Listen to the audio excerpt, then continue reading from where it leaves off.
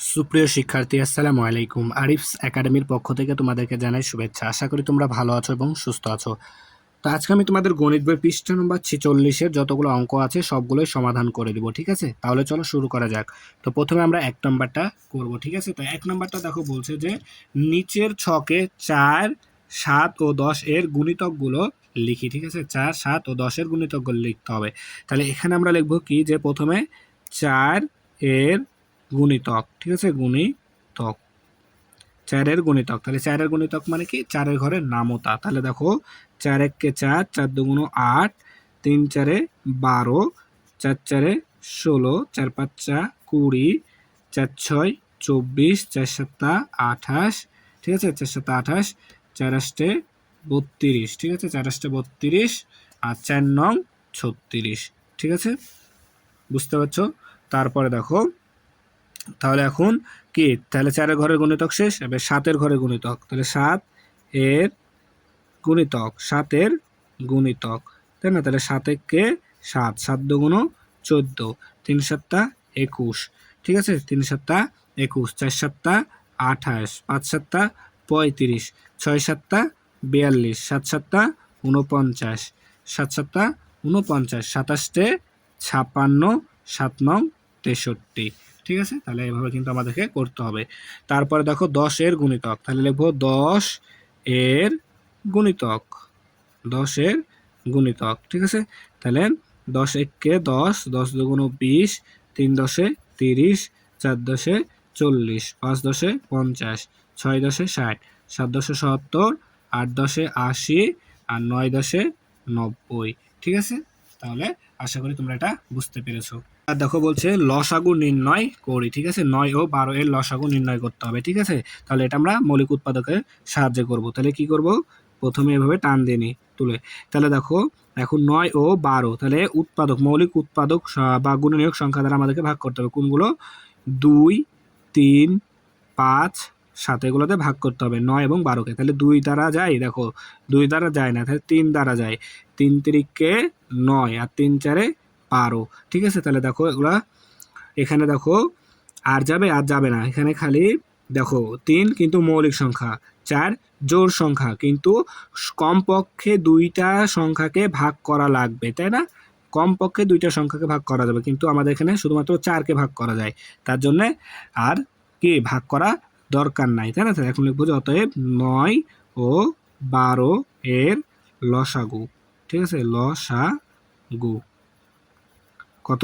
তাহলে এগুলো সবগুলো কি গুণ করে দিতে হবে, তাই না? 3 গুণ 4, মৌলিক উৎপাদক সংখ্যাগুলো সবগুলোকে কি গুণ করে দিতে হবে। তাহলে দেখো 3 4 12 আর 3 12 36, 36, ঠিক আছে? তাহলে লসাগু কত? 36।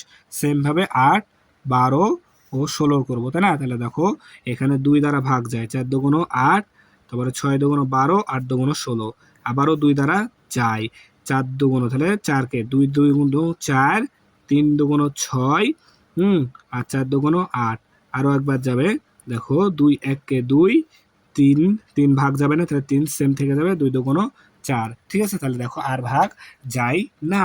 তাহলে এখন লসাগু কি হবে? তাহলে লিখবা যে 8 12 ও 16 এর লসাগু নিচে লিখবা, ঠিক আছে? জায়গা যেহেতু নাই তাই আমি এখানে লিখছি। লসাগু সমান সমান কি হবে? সমান সমান এই যে এগুলো সবগুলো কি গুণ করে দিতে হবে, তাই না? তাহলে 2 গুণন 2 গুণন 2, ঠিক আছে? তারপরে গুণন 3 গুণন 3 গুণন 2, তাহলে এখন যদি গুণ করি, দেখো 2 দুগুণ 4, 4 দুগুণ 8, 8 3 আসতে 24, 24 দুগুণ 48, ঠিক আছে? 48, তাহলে লসাগু কত আমাদের? 48, ঠিক আছে? আশা করি তোমরা এটা বুঝতে পেরেছো। তাহলে তাহলে দেখো এবার 3 নাম্বার বলছে নিচের ছকে 18 আছে, এই সংখ্যাগুলো কোনগুলোকে 3 দ্বারা এবং কোনগুলো 4 দ্বারা এবং কোনগুলো 3 ও 4 উভয় দ্বারা বিভাজ্য তা লিখি। বিভাজ্য মানে কি? নিঃশেষে বিভাজ্য মানে কি? এই সংখ্যাগুলোকে যে এখানে সংখ্যাগুলো আছে না, এই সংখ্যাগুলোকে, হ্যাঁ, 3 দ্বারা 4 দ্বারা যদি ভাগ করা যায় এবং ভাগশেষ যদি শূন্য হয়, তাহলে কি সেই সংখ্যাগুলো বিভাজ্য হবে। তাহলে 3 দ্বারা ভাগ করা যায় কিনা দেখতে হবে, 4 দ্বারা ভাগ করা যায় কিনা সেটা দেখতে হবে, এবং কোনগুলো 3 এবং 4 উভয় দ্বারা ভাগ করা যায় সেটা আমাদেরকে দেখতে হবে, ঠিক আছে?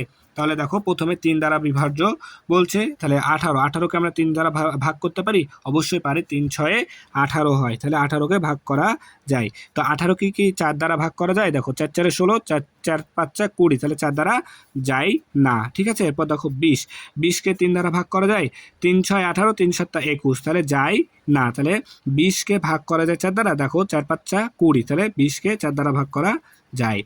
এরপরে 21কে দেখো, 21কে কি 3 দ্বারা ভাগ করা যায়?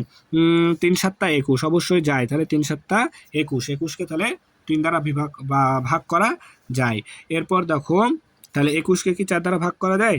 যায় না, তাহলে তাহলে এবার দেখি 33কে 3 11 33, 3 দ্বারা ভাগ করা যায়। 4 দ্বারা 4 নং 36, 4 8 32, তাহলে 4 দ্বারা যায় না। 36কে দেখি 3 12 36, 36কে 3 দ্বারা ভাগ করা যায়। আবার 4 নং 36, তাহলে 4 দ্বারাও ভাগ করা যায়, ঠিক আছে। তারপরে 42 দেখো, তাহলে 42কে 3 11 33, আচ্ছা 3 12 36, আচ্ছা 42কে এখন আমরা 3 দ্বারা ভাগ করে দেখি, 3 14 42 হয়, তাহলে 42কেও কি আমাদের ভাগ করা যায়, তাই না? 3 দ্বারা 42কেও ভাগ করা যায়। এবার দেখি 42কে 4 দ্বারা ভাগ করা যায় কি না, ঠিক আছে, সেটা দেখতে হবে। তাহলে দেখো যায় না, 4 10 40, 4 11 44 হয়, তাহলে যায় না। তাহলে এখন 48কে দেখতে হবে, 48কে কি 3 দ্বারা ভাগ করা যায় বলো? যায় না, যায় না, যায়, অবশ্যই দেয়। 3 16 48, কিন্তু 3 16 48, তাহলে 3 দ্বারাও ভাগ করা যায়। তারপরে দেখো 4 দ্বারাও কিন্তু ভাগ করা যায়, 4 12 48, ঠিক আছে, 4 12 48। এরপরে কি আছে? 51কে আমাদেরকে 3 দ্বারা ভাগ করে দেখতে হবে, তাই না? তাহলে 3 দ্বারা ভাগ করা যায়, অবশ্যই যায়। 3 17 51, ঠিক আছে, 3 17 51। এখন 51কে আমরা দেখব 4 দ্বারা ভাগ করা যায় কি না, সেটা দেখতে হবে। তো আমাদের কিন্তু 51কে 4 দ্বারা ভাগ করা যায় না, তাহলে 68। এরপরে 68কে এখন আমাদেরকে দেখতে হবে 3 দ্বারা ভাগ করা যায় কি না। তাহলে 68কে তোমার 3 দ্বারা ভাগ করা যায় না, ঠিক আছে। তাহলে এখন দেখতে হবে 4 দ্বারা ভাগ করা যায় কিনা। তাহলে 68কে 4 দ্বারা ভাগ করো, তাহলে দেখো 4 17 68, ঠিক আছে, তাহলে যায়। তাহলে 68 4 দ্বারা বিভক্ত, ঠিক আছে। এরপরে আছে আমাদের কি 102, 102কে আমাদের দেখতে হবে কত? 3 দ্বারা ভাগ করতে হবে প্রথমে। তাহলে 102কে প্রথমে আমরা 3 দ্বারা ভাগ করা দেখতে হবে। তাহলে 102 না, 102কে তোমার 3 দ্বারা ভাগ করা যায়, হ্যাঁ যায়। 3 34-এ 102, ঠিক আছে, যায়। তাহলে এখন 102কে এখন আমাদের দেখতে হবে কত দ্বারা? 4 দ্বারা যায় কিনা সেটা দেখতে হবে। তো 4 দ্বারা যায় না, 4 25-এ 100 হয়, তাহলে 26তে নিলে 104 হয়েছে, তাহলে যাবে না। তাহলে এখন দেখতে হবে আমাদের কত? 112, 112কে 3 দ্বারা ভাগ করতে হবে, তাই না? 112কে 3 দ্বারা বিভাজ্য কিনা সেটা দেখতে হবে। তো 112 কিন্তু আমাদের 3 দ্বারা বিভাজ্য হয় না, কিন্তু 4 দ্বারা কিন্তু বিভাজ্য হবে, ঠিক আছে। 112 কিন্তু আমাদের 4 দ্বারা বিভাজ্য হবে, ঠিক আছে। তাহলে 112। এরপর দেখো 117, তাহলে 117 3 দ্বারা বিভাজ্য কিনা সেটা আমাদেরকে দেখতে হবে, তাই না? তাহলে দেখো 117 কিন্তু 3 দ্বারা বিভাজ্য, ঠিক আছে, তাহলে 117। আচ্ছা, এখন দেখবো কি 117 আমাদের 4 দ্বারা বিভাজ্য কিনা। তো 117 আমাদের 4 দ্বারা বিভাজ্য নয়। তাহলে দেখো 3 দ্বারা বিভাজ্য এবং 4 দ্বারা বিভাজ্য পেয়ে গেলাম। তাহলে এবার 3 ও 4 দ্বারা বিভাজক সংখ্যা কোনগুলো এখানে দেখো। তাহলে এখানে আছে 18, এখানে নাই, 36 আছে, তাহলে এখানে দেখো 36 আছে, এখানেও 36 আছে, তাহলে এটা 3 ও 4 দ্বারা বিভাজ্য, তাই না? এরপরে দেখো 68 আছে, তাই না? 68 এখানে নাই, তার মানে শুধুমাত্র 36ই কি আমাদের 3 ও 4 দ্বারা বিভাজ্য সংখ্যা, এখানে শুধুমাত্র 68, তাই না? আর আছে? আর নাই না, আরেকটা আছে যে 48, এখানে 48, তাহলে 36 আর হচ্ছে 48, ঠিক আছে, 48, তাহলে এই দুইটা সংখ্যা কি 3 ও 4 দ্বারা বিভাজ্য। এখন আমরা 4 নাম্বারটা করব। তো 4 নাম্বার দেখো, নিচে 18, 24 ও 36-এর গুণনীয়কগুলো লিখতে হবে, ঠিক আছে।